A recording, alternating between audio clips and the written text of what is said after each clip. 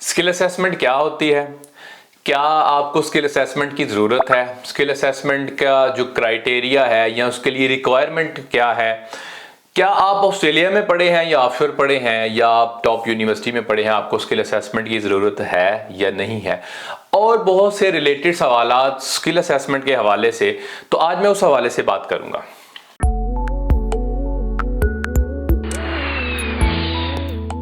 मेरा नाम हसन नवाज है और मैं ऑस्ट्रेलिया में रजिस्टर्ड माइग्रेशन एजेंट हूं।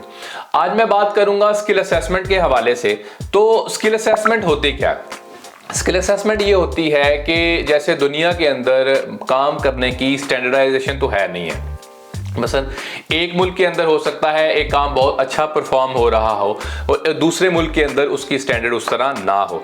तो इसी तरह ऑस्ट्रेलिया ये देखता है कि आपके जो स्किल असेसमेंट के स्टैंडर्ड्स क्या हैं, तो इसके लिए वो आपकी स्किल को असेस करता है। लेट्स से अगर आप ट्रेड कोर्स के अंदर हैं या ट्रेड ऑक्यूपेशन के अंदर हैं, तो वो ये देखता है कि आपके क्या स्टैंडर्ड्स वही हैं जो कि ऑस्ट्रेलिया मीट करता है या इसके रेगुलेटर्स के मुताबिक हैं।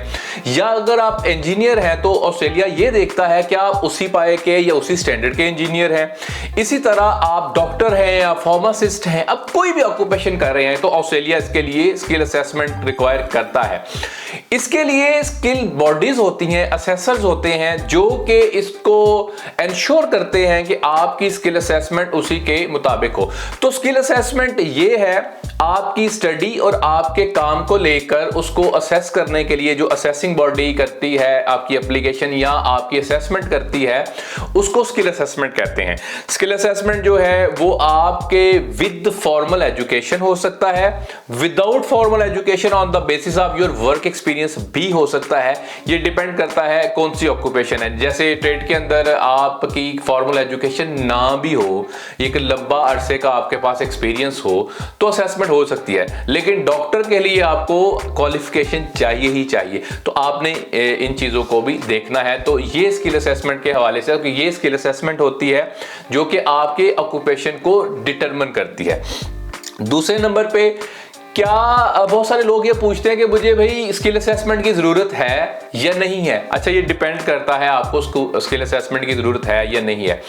अगर तो आप सिर्फ काम करना चाह रहे हैं, लेट्स से बहुत से लाइसेंस्ड ऑक्यूपेशन होती हैं, तो उसके लिए लाइसेंस आप अप्लाई करें अपना और आप काम करें। अगर कुड बी रेफ्रिजरेशन या इलेक्ट्रिशियन या जिसके अंदर आपको लाइसेंस की जरूरत है, तो उसको ऑक्यूपेशन में आप लाइसेंस की तरफ जाएं, क्योंकि आप तो वीजा नहीं अप्लाई करने वाले।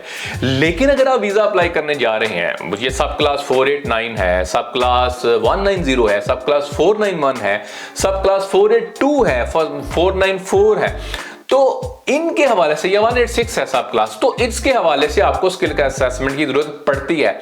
कुछ हैं 482 के अंदर या 494 के अंदर कुछ ऑक्यूपेशंस हैं जिनमें ऑक्यूपेशन एग्जेम्पशन हो सकती है।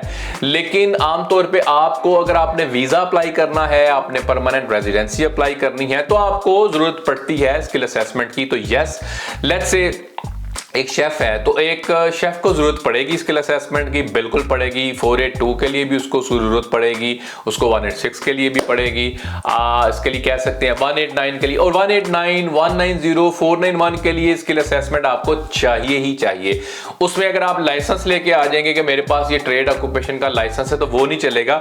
जो माइग्रेशन पर्पस के लिए स्किल असेसमेंट है वो चाहिए। इसी तरह अगर आप ऑफशोर हैं तो ऑफशोर रहते हुए भी आप स्किल असेसमेंट के लिए जा सकते हैं। स्किल असेसमेंट, लेट्स से आपने इंजीनियरिंग की है, आप इंडिया से पढ़े हैं या पाकिस्तान से पढ़े हैं या नेपाल से पढ़े हैं आप, तो आपको स्किल असेसमेंट की जरूरत पड़ सकती है। उसके पाथवेज अलग हो सकते हैं। लेट्स से आपका वाशिंगटन अकॉर्ड के अंदर आता है तो वाशिंगटन अकॉर्ड वाला पाथवे लेंगे आप इंजीनियर ऑस्ट्रेलिया से। आपका अगर पाथवे वो नहीं आता तो आप सीडीआर वाला लेंगे, प्रोजेक्ट्स की बेस के ऊपर। 3 प्रोजेक्ट्स आपको उसके लिए चाहिए। आपने कहा मेरे पास एकेडमिक 3 प्रोजेक्ट्स नहीं है, तो आप काम वाला भी उसके अंदर ऐड कर सकते हैं। तो स्किल असेसमेंट करने के लिए आपको चाहिए आप ऑफशोर भी हैं तो स्किल असेसमेंट करवा सकते हैं। इसी तरह ट्रेड कोर्सेज के हवाले से भी यही है कि ट्रेड ऑक्यूपेशन जो स्टैंडर्ड्स ऑस्ट्रेलिया में है, पॉसिबल है वो इंडिया में ना हो, पाकिस्तान में ना हो, यूएई में ना हो, तो स्टैंडर्ड्स को मीट करने के लिए ये असेसमेंट की जरूरत पड़ती है, जो कि ट्रेड रिकॉग्निशन ऑस्ट्रेलिया ये एक और बॉडी है वो करती है। तो उनमें आपको स्किल असेसमेंट चाहिए ही चाहिए। इसके अलावा कॉमन रिक्वायरमेंट्स क्या हैं स्किल असेसमेंट की, तो ये एक है भी बड़ा जनरल सा सवाल है, वो बहुत पूछा जाता है। अच्छा, कॉमन रिक्वायरमेंट ये है कि आपके पास क्वालिफिकेशन हो और क्वालिफिकेशन के बाद वर्क एक्सपीरियंस हो। ज्यादातर के अंदर मैंने ये देखा है कि क्वालिफिकेशन के बाद आपके पास यानी पोस्ट स्टडी वर्क एक्सपीरियंस होना चाहिए, लेकिन बहुत सारी ऑक्यूपेशन है जिनके लिए पोस्ट स्टडी वर्क एक्सपीरियंस नहीं चाहिए, यानी इंजीनियर्स के लिए नहीं चाहिए। इंजीनियरिंग में आपका वर्क एक्सपीरियंस ना भी होगा तो चलेगा, लेकिन ऑब्वियसली उसके लिए अलग अलग पाथवेज हैं। इसी तरह अगर आप अक्रेडिटेड कोर्स पढ़ते हैं नर्सिंग के अंदर, उसके लिए स्किल असेसमेंट की जरूरत नहीं है। अक्रेडिटेड आप कम्युनिटी वर्क के अंदर पढ़ते हैं तो वर्क एक्सपीरियंस की जरूरत नहीं है। इसके अलावा नर्सिंग वाला भी आ गया, उसमें वर्क एक्सपीरियंस की जरूरत नहीं। अकाउंटिंग के अंदर वर्क एक्सपीरियंस की जरूरत नहीं है, मैं स्किल असेसमेंट की बात कर रहा हूं। और तकरीबन सबके साथ स्किल असेसमेंट की जरूरत पड़ती, वर्क एक्सपीरियंस की जरूरत पड़ती है। अब वर्क एक्सपीरियंस जो है, लेट्स से डिफरेंट ऑक्यूपेशन के साथ डिफरेंट वर्क एक्सपीरियंस आपको चाहिए। मिसाल के तौर पर आप ट्रेड ऑक्यूपेशन की अगर बात करें तो ट्रेड ऑक्यूपेशन के अंदर आपको अपनी क्वालिफिकेशन के बाद 3 साल का फुल टाइम वर्क एक्सपीरियंस चाहिए। इसके अलावा अगर आपके पास फॉर्मल एजुकेशन नहीं है तो आपको 6 साल का चाहिए, लेकिन आप जॉब रेडी प्रोग्राम भी कर सकते हैं। उसके लिए यही है कि आपको ऑस्ट्रेलियन क्वालिफिकेशन चाहिए और उसके अलावा उसके बाद आपको 12 महीने का चाहिए वर्क एक्सपीरियंस, जो कि जॉब रेडी प्रोग्राम कहलाता है। लेकिन इसमें आपके लिए फुल वर्किंग राइट्स होने चाहिए जॉब रेडी प्रोग्राम करने के लिए। इसी तरह अगर आप इंजीनियर्स की बात करें तो जैसे मैंने बोला CDR लिख के किया जा सकता है। IT की बात करें तो IT में अगर आपके पास क्वालिफिकेशन है, लेट्स से मिनिमम बैचलर्स है, उसके अलावा और बैचलर जो है वो रिलेटेड टू IT है, तो उस बैचलर्स के बाद आपको 1 ईयर वर्क एक्सपीरियंस चाहिए। अगर आप ऑस्ट्रेलिया में हैं या आप प्रोफेशनल ईयर कर सकते हैं, ये स्किल असेसमेंट के लिए जरूरी है। लेकिन लेट्स से आपके पास रेलिवेंट वर्क एक्सपीरियंस है, रेलिवेंट डिग्री नहीं है, तो आपको फिर 6 साल वर्क एक्सपीरियंस चाहिए। वो RPL में चला जाता है, रिकॉग्निशन ऑफ प्रायर लर्निंग। इसी तरह अगर आप डॉक्टर हैं, आप ऑस्ट्रेलिया से बाहर हैं, आप डॉक्टर हैं, तो आपको AMC1 AMC2 आपको करना पड़ता है। इसी तरह आप अगर स्पेशलिस्ट हैं तो आपको स्पेशलिस्ट पाथवे लेना पड़ता है। तो डिफरेंट ऑक्यूपेशंस के डिफरेंट हैं। अब जनरल स्किल्स में जाएं, ऑक्यूपेशंस में जाएं तो पता नहीं 150-200 आपको ऑक्यूपेशंस निकल आएंगी। तो डिफरेंट के साथ आपको डिफरेंट तरीके से ट्रीट करते हैं, इनकी असेसिंग बॉडी भी डिफरेंट होती है।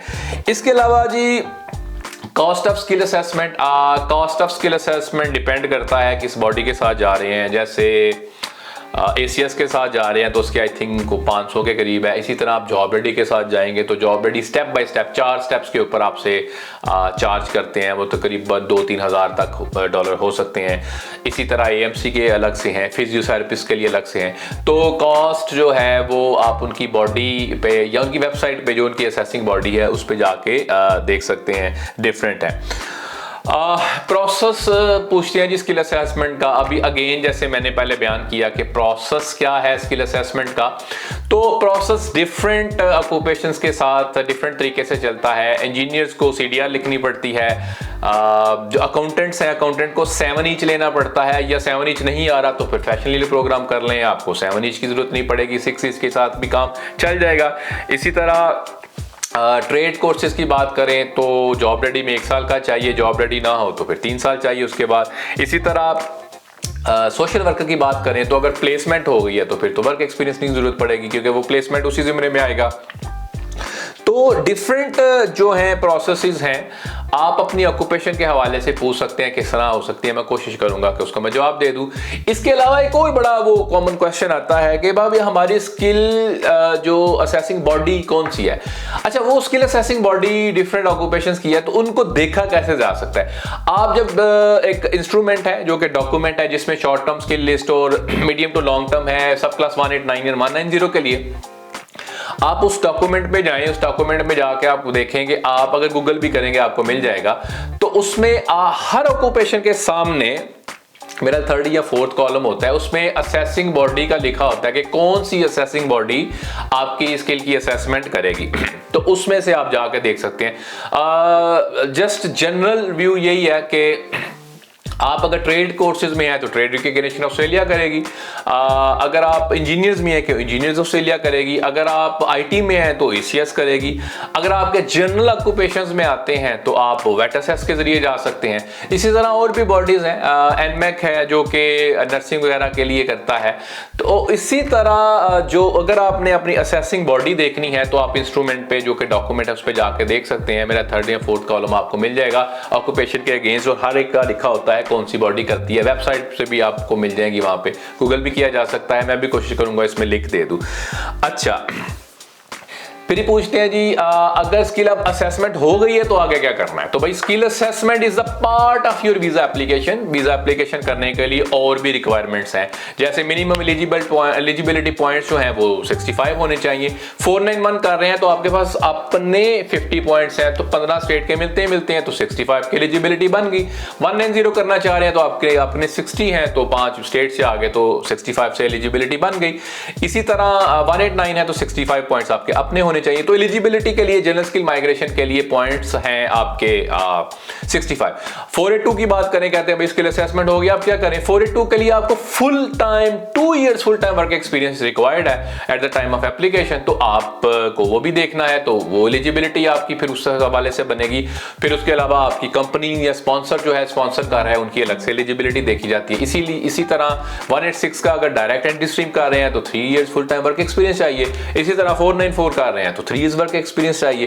तो skill assessment is the part of it कि आपका अगर जनरल स्किल माइग्रेशन है, एम्प्लॉयर नॉमिनेटेड है, स्पॉन्सर स्ट्रीम है, तो आपका ये एक पार्ट है जनरल स्किल माइग्रेशन के हवाले से।